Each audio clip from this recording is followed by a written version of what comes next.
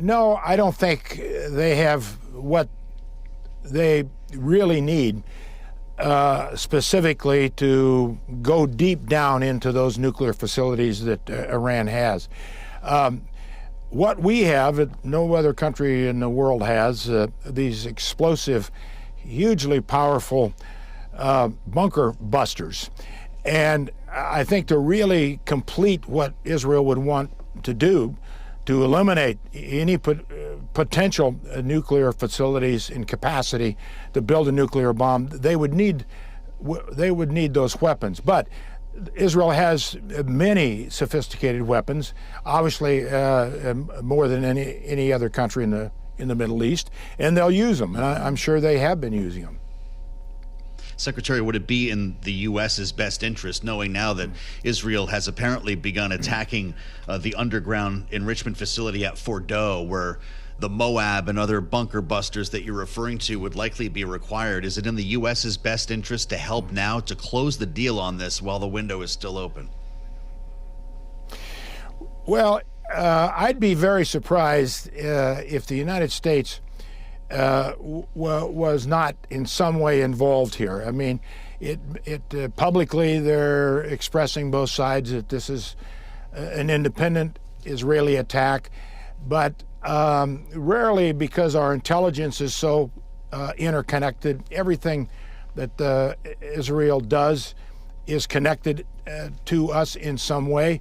So I know what the administration and our officials are saying, but I'd be very surprised if we weren't somehow connected into this. And I think always the next question and most important question that you ask in anything is, where is this going?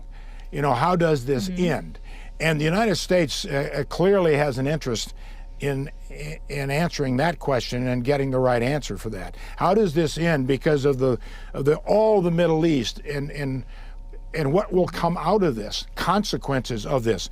You just had a segment on oil prices. I mean, that's just but one. Yeah. How long does this go? And so, and you're talking about dynamics here that you can't predict, but the United States, I don't think, would allow Israel just to go ahead, do what you want, and we'll just hang back. Well, when we consider the question of how this might end, Mr. Secretary, I would imagine a lot of that is based on the decision-making of Tehran and how Iran decides to retaliate. And if it decides that retaliation is exclusively targeted toward Israel, or perhaps does encompass U.S. forces in the Middle East or other allies in the Middle East, knowing that they did send 100 drones first, slower moving, easier for Israel to shoot down, do you expect that that was just a warm-up act, or was that purposefully de-escalatory in your mind? Well, I don't know. But Iran is in a weak position. I mean, obviously, Israel has understood that and concluded and made a decision, I think, as to what they're doing, the attack on Iran being weak. And you look at where the Middle East is and the countries in the Middle East today and what's going on in Gaza and so many other factors here that would connect to this. I don't know what Iran will do. I think Iran has got to respond in some significant way. I don't know how much they can respond. The capacity they do have that would overtake Israeli defenses. Israeli defenses are sophisticated and very impressive. So they'd have to do something, and are already do something. How much more they will do, I don't know. But Iran operates in different ways too. I wonder, Secretary, when you go back to the days when you had this job, you're one of the few people who could answer this question about how you approach this in terms of priorities, specifically when it comes to force protection.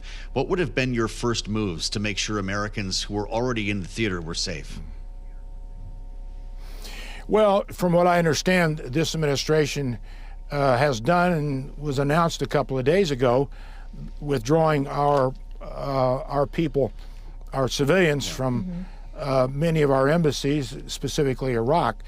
But also for our military, you would put them on a high alert. You would make sure that nothing is taken for granted. I don't think you're going to remove them. That would not be in our interest. But this is a dangerous world. That's a dangerous part of the world, maybe the most dangerous part of the world. And so, yeah, for our military, it's a difficult time, and you have to adjust for that and do everything you can to protect your military and using whatever means you have, and we have a lot of means. Well, and when we consider the U.S. military that is in the region, Mr. Secretary, would you consider that the thing that would most obviously force the U.S. to be drawn directly into this conflict between Israel and Iran? Would it have to affect U.S. service members, or could something else Iran does actually mean that the U.S. steps in? Well, that's a consideration, yes. If they would attack one of our bases in some significant overt way, and you've got a lot of terrorist groups who Iran finances and they're connected to, so it wouldn't directly necessarily be an Iranian attack, but certainly an Iranian-sponsored attack, maybe. You have to consider that.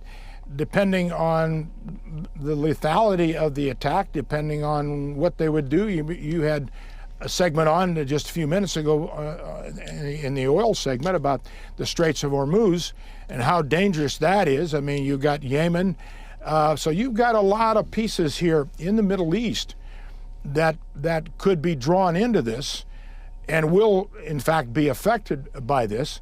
And again, it goes back to my question, where is this going? I don't know if the United States can just stand on the sidelines and say, well, whatever happens, happens, and Israel, go do what you want. I doubt if that's been the approach, but I hope not, because there are so many factors here that are dangerous that have been building up. There are economic factors, like I said, but also security factors and lethal factors that we've already seen, but there'll be more that will play out.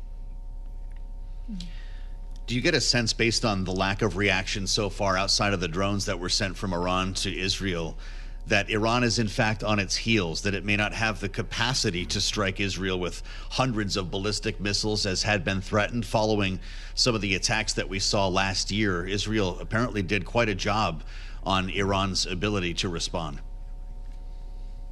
Well, I think Iran has been significantly damaged in its capacity to strike back and to defend itself. All I know is what I know from the media the last 24 hours. So I don't know exactly. None of us know exactly really how much damage was done. We know what Israel said and what others have said, but we really are not clear. I would suspect that Iran's going to have a very difficult time in responding here in too lethal a way against Israel. I don't know what capacity they have left. Our intelligence with Israel's Mossad is very good. We're aware of almost everything that goes on in Iran, not everything, but almost. And again, it goes to the question of why now? Why did Israel strike them now? And we just talked about, I think Iran is in a weak position, as weak a position as it's been in for some time. So we'll see. Yeah.